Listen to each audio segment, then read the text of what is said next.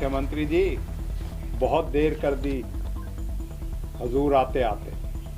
वाह। सीएम मनोहर लाल का नूह दौरा खत्म हुआ और इसी के साथ विपक्ष की बयानबाजियों का दौर भी शुरू हो गया। मुख्यमंत्री के जाते ही कांग्रेस विधायक आफताब अहमद और मोहम्मद इलियास ने मुख्यमंत्री पर तंज कसना शुरू कर दिया। पूर्व मंत्री आफताब अहमद ने तो प्रेस वार्ता कर शायराना अंदाज में सीएम को ये तक कहा कि बहुत देर हो गई हुजूर आते आते, मगर आफताब अहमद ये बताना भूल गए कि नूह हिंसा के बाद अब तक दोनों समुदायों के पीड़ितों के लिए बतौर विधायक उन्होंने क्या किया।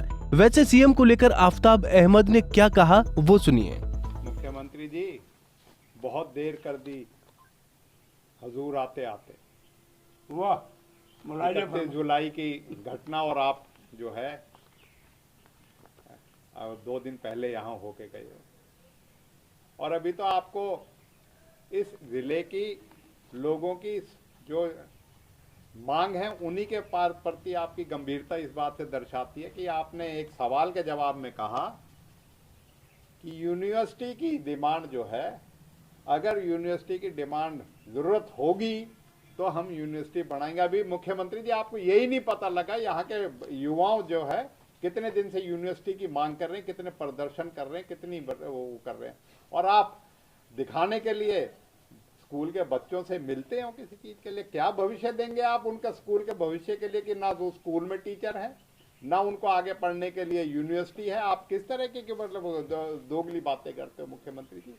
आज आपका जो पूरा जो एजेंडा है ना, पूरा आपकी जो कार्यशैली है वो पूरी तरह बेनकाब हो गई है और इस तरीके से आप मेवात में आके लोगों से जो अगर इस तरह की बातें करेंगे कि अभी आपको यही नहीं पता लगा कि इनकी ज़रूरत क्या है, तो आपको कोई, मैं नहीं समझता कि आप यहाँ के इलाके की अभी जो है उनसे जो मांगे हैं उनसे आप रूबरू हैं। आप मैं समझता हूँ पूरे हरियाणा में जैसे कहीं बेरोजगारी की बात है, कहीं किसानों की बात है, कहीं कर्मचारी यूनियन की बात है, आपका शासन बिल्कुल विफल शासन है और आपको इस बात के लिए हम कहेंगे कि अब मुख्यमंत्री जी आपसे लोगों की विश्वसनीयता हरियाणा में भी नहीं रही और इस इलाके में।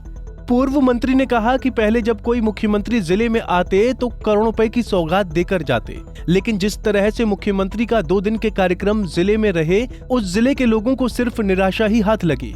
वैसे सीएम को घेरने की जल्दबाजी में आफताब अहमद शायद इस बात को भूल गए कि सीएम ने नूह वासियों को मनोहर सौगात दी थी और करीब 15 करोड़ रुपए की लागत से 18 गाँव में फिरनी बनाने के काम को हरी झंडी दी। वहीं पुनाहना से कांग्रेस विधायक मोहम्मद इलियास ने कहा कि माइनॉरिटी कमीशन की रिपोर्ट के अनुसार जिले में हिंसा सरकार व प्रशासन की कमी की वजह से हुए थे। सरकार का प्रशासन चूंकि फेलियर हो गया था, इनके ये निगरानी नहीं कर सके, इनकी लापरवाही रही थी, जिससे इस इलाके को जलने का यहाँ जो इलाका जो जला है इसमें सरकार की अनिवार्यता ही रही है, कभी रही है।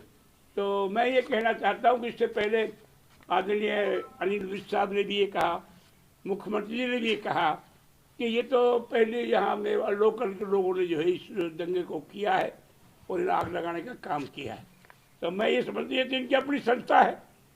अब तो माइनॉरिटी कमीशन तो इनके अंडर में ही आता है, सरकार के अंडर में आता है, चाहे वो भारत सरकार में आता हो चाहे प्रदेश के भी आता हो, तो ये खुद अपने गिरवान में झाँक के देखें। और जहाँ तक हमारे विधायक जी की बात है, जैसा मंत्री जी कह रहे थे कि हाँ वैसे तो इनकी नीयत तो सही बात थी, तीनों की बारे में थी, लेकिन खैर वो संभव नहीं हो पाया। मैं तो माननीय विधायक चौधरी मामन जी खान के बारे में भी हम तीनों बराबर जो है वो एसपी साहब से भी कहते रहे, डीसी साहब से भी कहते रहे कि अगर हमारा कोई दोस्त था तो सिर्फ इतना दोस्त तक हमने इलाके की बात को हमने हाउस में रखा। मोहम्मद इलियास ने कहा कि नूह हिंसा की आड़ में भारतीय जनता पार्टी जिले के तीनों विधायकों को घसीटना चाहती थी, लेकिन फिरोजपुर झिरका विधायक मामन खान का इस हिंसा में सरकार के द्वारा नाम लिया गया, जिस पर उन्हें कोर्ट से जमानत मिल गई। नूह से अनिल मोहनिया बघेल, पंजाब केसरी टीवी। हमसे जुड़े रहने के लिए हमारे YouTube चैनल को सब्सक्राइब करें और नई वीडियो की नोटिफिकेशन के लिए बेल आइकॉन को दबाएं। अगर आप ये वीडियो Facebook पर देख रहे हैं तो लाइक जरूर करें और ज्यादा से ज्यादा शेयर करें। धन्यवाद।